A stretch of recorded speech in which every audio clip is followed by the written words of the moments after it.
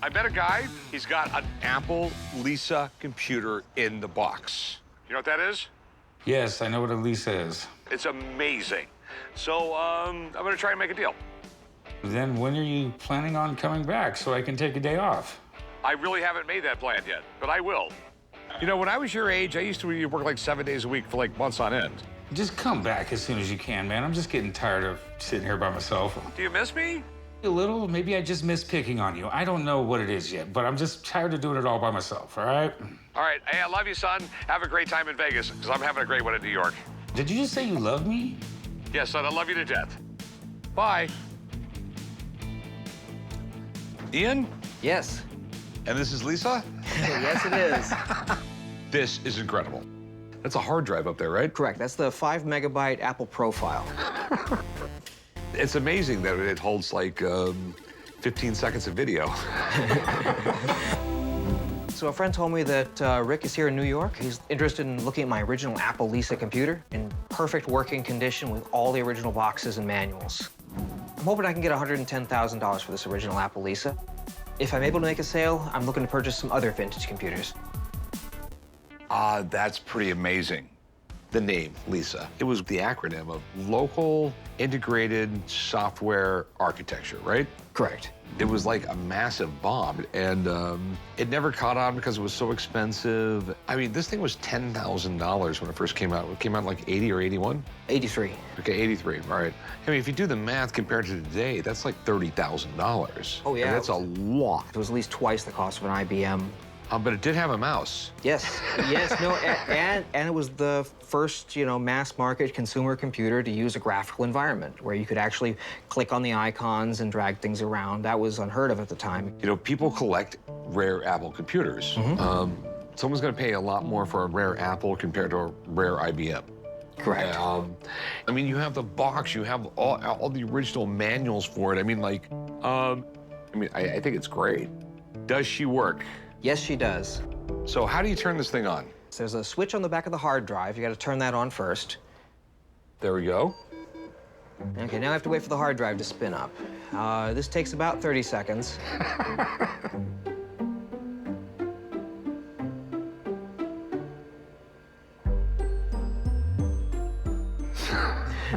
We're still waiting. Still blinking red. And there we go. Okay, yeah, click in the window there. That's, And right here? Yep. So you can move the mouse, and you can click on those shapes, drag them around. Okay, so it works. I mean, it definitely works. Works completely. Okay, as far as like Apple collectors go, I mean, this is, it's gonna be big money, I know that. So be really gentle on me when you tell me the price. Well, I mean, like I said, this is completely functional. Everything works. I was hoping to get 110. 110,000. I think that's a little bit high. But like I said, you have a complete system here and everything, and how about 80,000? No, I couldn't go. I couldn't let it go for that. Could you do 100,000? 90? A little better. All right, I got a little deal to propose, okay? I think I can get you $95,000 for it today. All I need is the box. I can bring this box, show it to a friend of mine, and that's all it'll take, and I'll just make a little side deal. Okay, that sounds like a plan. Okay, so I'm gonna grab the box, and I'll call you later, tell you how everything goes. Okay, sounds good. I thought it was kind of odd that he asked to borrow the box, but then again, I know that if he shows that to a collector that really knows what he's doing, he'll recognize that box. To sell this today, $95,000, this number totally computes with me. Hey, how's it going, man? Rick, what's up, buddy? Well, I have a technological masterpiece right here. This is what I think it is? This is the actual Apple Lisa. In the box, fully working, boxes of software for it, all kinds of stuff. It's like pristine. How does one find a working Lisa? It's all about who you know. This computer is legendary. I mean, you had the most brilliant computer minds in the world. I mean, they came up with the first Apple, they came up with the Apple II, and they made this, and then they scrapped this, and then they came out with the Macintosh. I think they did all right with that. Yeah, I heard they did all right with that. I heard it worked out. You know, I mean, most of these were just thrown away. I know they're super collectible right now. Yeah, incredibly collectible. And also, I've never actually seen one in person, much less working in the box. So what are you thinking about doing with it? I know your company, buys expensive collectibles, basically sells stock in them. My company lets regular people invest in collectibles. A lot of times, extremely rare collectibles, really expensive ones, but do that by buying and selling shares the same way you might buy and sell stock. What we do is maintain that collectible, and if that value continues to rise, then investors will be able to make money on it. Like I said, my buddy, he wants 95 grand for it. There's no negotiating that. And give me $10,000 worth of stock into it. And I think we have a heck of a deal. $10,000 worth of stock on the IPO. You know, at $95,000, it sounds about right. I think this is something people will be excited about. If the number's $95,000, we can't move off that, but $10,000 to you in equity, in shares. Yeah, that's all I want. If that's the deal, and that's something you're willing to jump into, I don't see any reason we wouldn't do it. All right, so $95,000 to my guy, $10,000 in stock to me, and we'll take care of that after we finish this fancy meat and cheese board right here that I paid for, by the way. As it should be. All right, we got a deal. Deal, my friend. All right. What's that? It looks like one of those old word processor things. What do we got here? An old TRS-80 Model 3 computer. I've never seen anything like this before. There was more programs for the TRS-80 than any other computer out. It's from Radio Shack. We're talking 1980 here, son. This was high tech. I'm at the pawn shop today to sell my old Radio Shack TRS-80 Model 3 computer. This computer I found in an old warehouse in Iowa. It's very rare. It has a very low serial number. The condition of the computer is pristine condition. So I think $3,000 is a fair thing for a collector to pay for this piece of history. This right here is really, really cool because, believe it or not, Radio Shack was outselling Apple and everybody else back in the day when it came to computers. They couldn't build them fast enough. Radio Shack is one of those stores to me that you see and you don't know what it is. So Radio Shack started off right around 1921, and they had a catalog business. And they basically sold parts for radios and ham radio operators and things like that. For some reason, in the 1960s, Tandy Corporation bought them. Tandy Leather Company that made parts for people who repaired shoes. See, that's where the TRS stands for, Tandy Radio Shack. 1977, they were like the first chain of stores in the United States to sell computers. They sold really well for a while. The problem was, before you know it, you had Apple, you had Microsoft, you had IBM making very innovative, great computers, and right around 1990-ish, Radio Shack stopped making computers. Do you know much about it? It came from an old warehouse in Iowa for a school. And I looked at the serial number being so low. I'm like, this is something that probably, needs to be out in the world. So what's the serial number? I think it's 67, if I remember right. 67? 67, so it's sub 100. Can I? Yeah, go ahead and flip it over, you can see it. So the serial number is 000067. That's kind of interesting. It adds a little value to it. I mean, the people collect these things. Low serial numbers are cool. Yeah. So what do you want to do with it? I want to get rid of it. I want to get out of my house. It's been sitting on my shelf too long. So how much you want for it? I'm asking $3,000. Okay. I have no idea if that's a good number or not. I got a vintage computer guy that lives in Boston. And unfortunately, we can't video chat on this thing, but we can with my laptop. So, Corey, you want to go grab my laptop? Sure. I mean, I remember 1980. And if you had one of these things, you were like, whoa, a computer. So will you get Computer Corey on the laptop? It never works right for me. Okay. Hey, Corey, how's it going? Oh, not too bad. So we got a TRS-80 Model 3. And the cool thing is the serial number is 67. Wow. Out of millions sold, number 67. So are these things actually collectible? Yeah, there's a pretty big vintage computer collector market, and it was the MacBook of the day. So it was very popular. And the computer turns on. Yes, you should, yep. Yeah, that makes a huge difference. You want to turn it on real quick? Sure. All right, plugged in.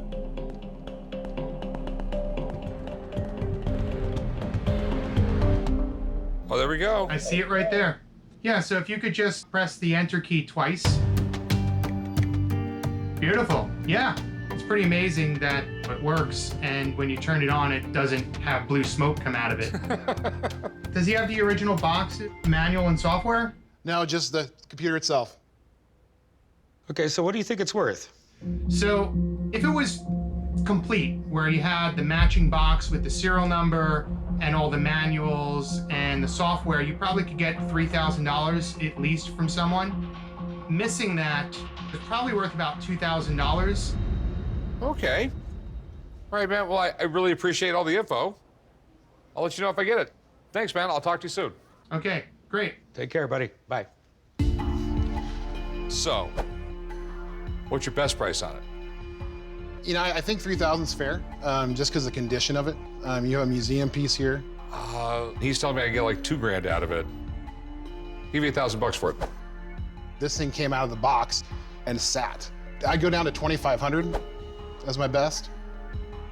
I couldn't do it. I mean, I give you like $1,200. That's what I could do. That'd be tops. Yeah, I can't do it, man. I can't do it. It's neat, but it's just not for me. Gotcha. Well, anyway, good luck with it. Sorry we couldn't make a deal. No, man. Appreciate it. Thanks a lot. Well, that deal just crashed. Hey, Bobby, how's it going? Hey, Rick. How you doing, man? Thanks for coming great. by. Yeah. So So that is it. that is an original Apple I. Wow. Rick's coming down to the auction house to check out an Apple I computer we have. We got it coming up in a sale, and he's going to try to buy it from me before I offer it to the public. If Rick walked in with $500,000, put it on the table, I'd seriously have to consider it. I'd probably have to sell it to him, and my client would be happy. This is really, really incredible. Yeah, and this is the grandfather of all the computers. It's been condensed down, you know, from the giant full rooms. This was like the first one that you could use at home. The evolution of computers is really, really amazing. I mean, Wozniak worked for Hewlett-Packard, and there wasn't anything like this available to the public. And what he did was he combined everything onto one board, which made it less expensive. It also made it a little bit faster. And this is basically what started the whole personal computer craze. Yeah. Then came along his partner, Steve Jobs, in 1971. And by 1976, Steve Jobs and Wozniak co-founded Apple in Jobs' garage. And soon after, investors took notice. From that, they were able to design the Apple II. That ended up leading to the Mac, which really changed Apple. Now we have an entire generation that walks around like this because of these guys. So the Apple I came out in 1976. They only sold a couple hundred of these, They right? made only 200 of them, and a lot of them didn't sell. So this one is the second batch of 100, so it's pretty rare. Okay, so what is the dollar figure? Apple I's like this have sold for as much as $900,000. So I would think one like this in this condition, $500,000 would get it done. Damn. Does it work? This works. You can use it today. That's what makes it so valuable. It's operational. I know about the history. I know about the prices. The thing I don't know about is I couldn't tell you if this was made last week by someone else in a different garage. So I have a guy who's going to meet us here. He will know everything there is to know about it. He's got to look at it. Makes sense. Makes sense. So I guess we'll just hang out till he gets here? Yeah, man. Let's get a cup of coffee. Okay. An Apple I is worth a lot of money. So I'm glad Rick is going to bring his guy in here and look at it, because this is one beautiful Apple I. The Apple I. It's really clean. Like, I could read the numbers on everything here. So that's kind of amazing. The Apple I was revolutionary. When you bought a computer, they were kits. And you tried to assemble it, and half the time it didn't work. This one actually was guaranteed to work. They had a warranty. No one had a warranty at the time. Your resident geek, Steve Jobs or Steve Wozniak, would come out and repair your computer if you're in the Bay Area. That's crazy. It looks in great condition. So can we see if it works? Sure. We're gonna have to load something on it to kind of show that it works. We're gonna use a little, modern technology. Probably more horsepower in this thing than that, but... If that's an iPod, it's not really modern technology anymore. Well, I can just plug this in and it'll load software. And we should see our screen turn on any second. So that was the original screen when it So came out? that's kind of your boot up screen. And basically you get this kind of flashing characters. That just told you it was alive. We would clear the screen, we'd reset the system, and then we can start loading software. So how do we know when the program's loaded? We're gonna get a little slash at the end. So it looks like we got a good load here.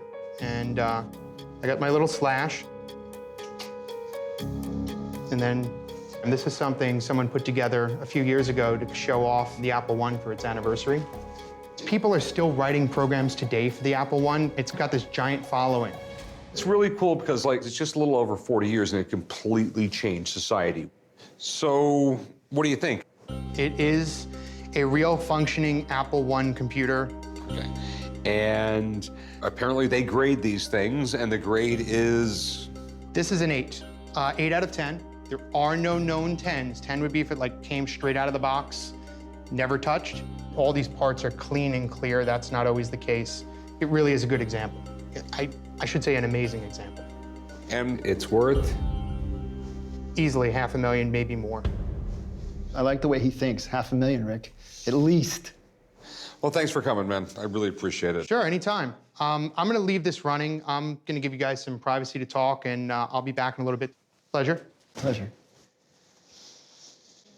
It's a beautiful one, Rick. It's mint, it works. He graded it an 8. And you want $500,000 for this thing? At least, Rick. I mean, at auction, it could go for so much more. Yeah. This is incredibly tempting, and I know I may never get another chance again.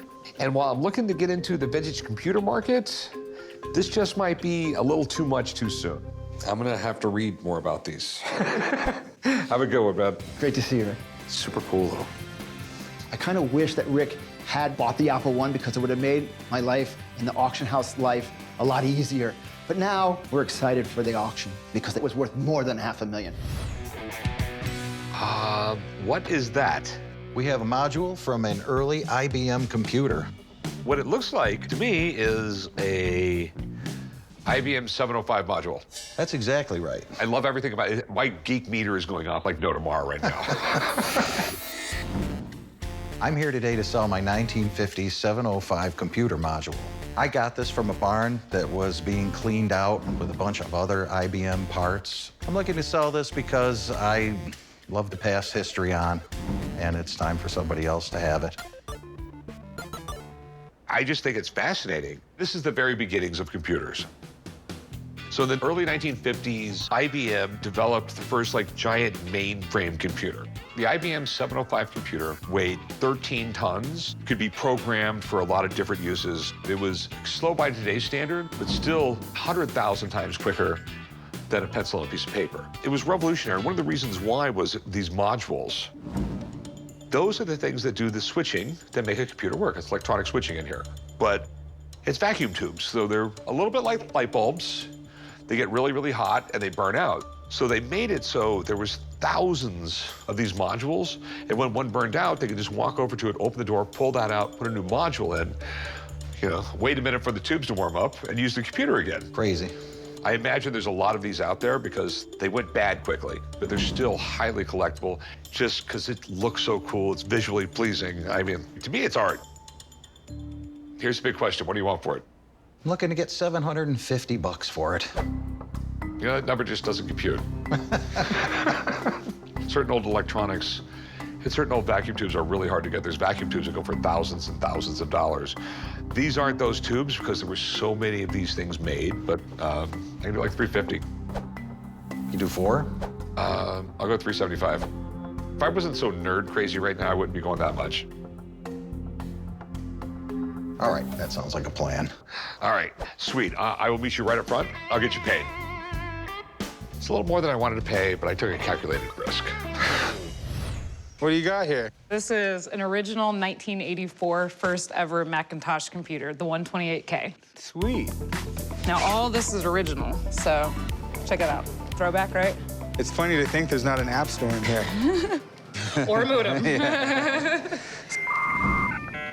I have a 1984 Macintosh 128K, one of the most important revelations in modern computer technology history. My dad is a pack rat, and I was cleaning out his attic. If I can sell it and I don't tell my dad, I'm going to invest it in a new tablet. So check this out. This thing is from 1984. Welcome to Macintosh. This is an original mouse. This is an original operating system. Everything is as it was built in 1984. Cool. Yeah, well, when Jobs introduced this computer in 1984, I mean, it was revolutionary. It really worked like no other computer did before. You know, critics were even skeptical that adults wouldn't want to use this operating system, that it was too game-like, you know, it was for children. Jobs was really a visionary to have the faith in it, to put it out on the market, sell it as a home computer. It just shows you where he was able to take his brand from this computer to what your phone does in your pocket now is 100,000 times more than this thing could ever do. Nowadays, almost everyone knows about Apple and what a Mac is. But back in 1984, it wasn't exactly a household name. So Steve Jobs bought a really expensive Super Bowl ad and teased the world about the new mystery product. And it definitely worked. So what do you want to do with this? I want you to want this. It depends on how much you want for it. If you look online for one of these, you're not going to find a working one. I still didn't hear a price. I'm going to need $500 for this. You can't even buy a new one for that. Come on. You know, I really do want it, but not for $500. This is something someone who's into computers would buy and collect, but I feel like I would maybe be lucky to get $500 out of it in the store. $250. Can't do $250, man. I feel like if I took this to Palo Alto, I'd get $1,500 out of it. Bye. I mean, like, dude, it all still works. Let's be realistic here. Check it out. Here, you can read all about it for $350. $350? $350.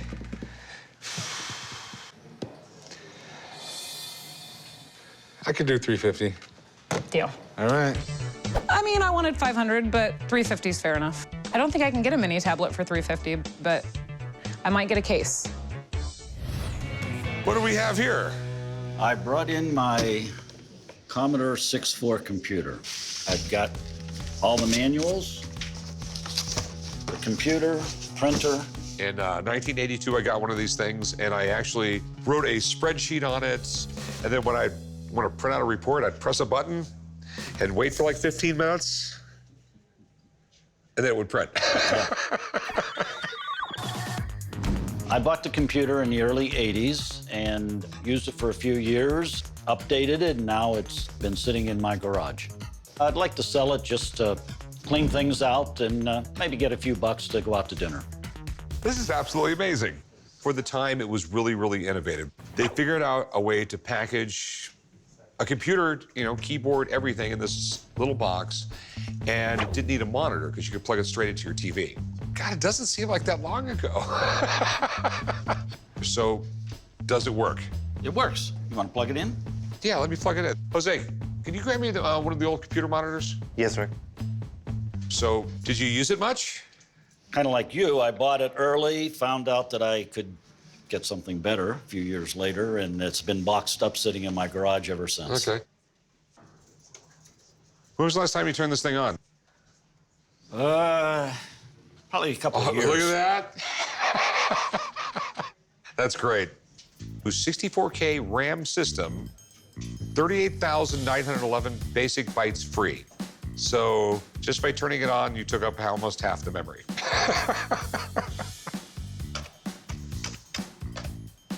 See? Rick. You got to be interested, right? I'm interested in it. So how much you want for this thing? I think $250 would be fair. You know, I'll give you got all this, remember, but there's so many of them out there, it's not really what you consider a collectible. Some nerd is gonna put this on a shelf with something on the screen going in the background in the corner of his office or something like that. Can I give you $100? I guess I could go down to 175.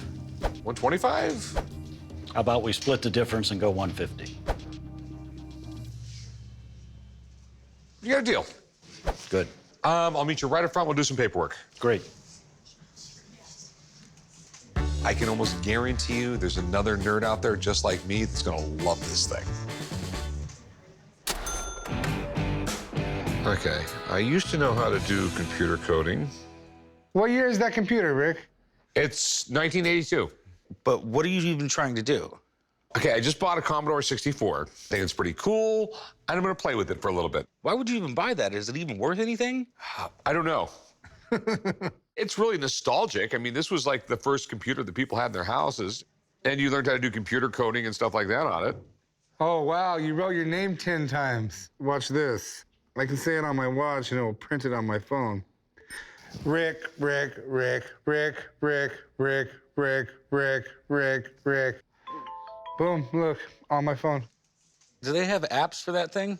Do you guys ever just want to exercise your mind, go to like check out something old, figure out how it worked? Pull up all the secret code for a 1982 Commodore. I'm not trying to look up secret codes. Are you hangry? That's when you're hungry and angry at the same time. I know that. Are you sure? Phone, order me a large pizza, my favorite, and deliver it to work. All right, you got a large pepperoni coming with your Hey, why name do you on guys it. got to ruin everything? It's on me, Rick. You don't have to pay for it. Rick, don't go anywhere. The pizza's coming. Okay, what in the world do we have here? This is an Apple IIGS computer from 1988. State of the art. Absolutely.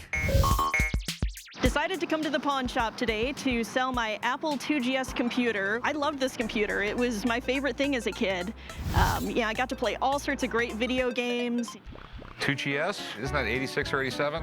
I think they originally came out around 86 or 87, but the manufacture date on this one is 88. Must have been the last one made. Could be.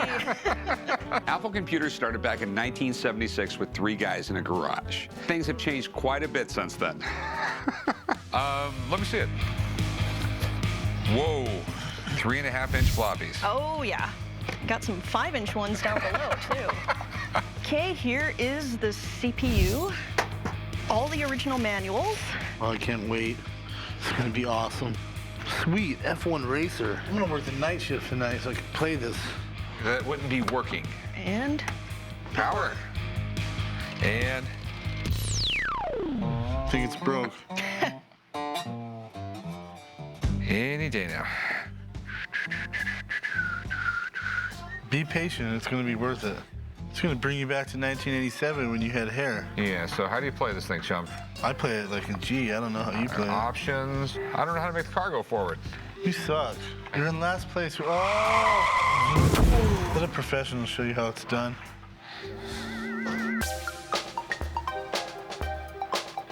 I could play this all day.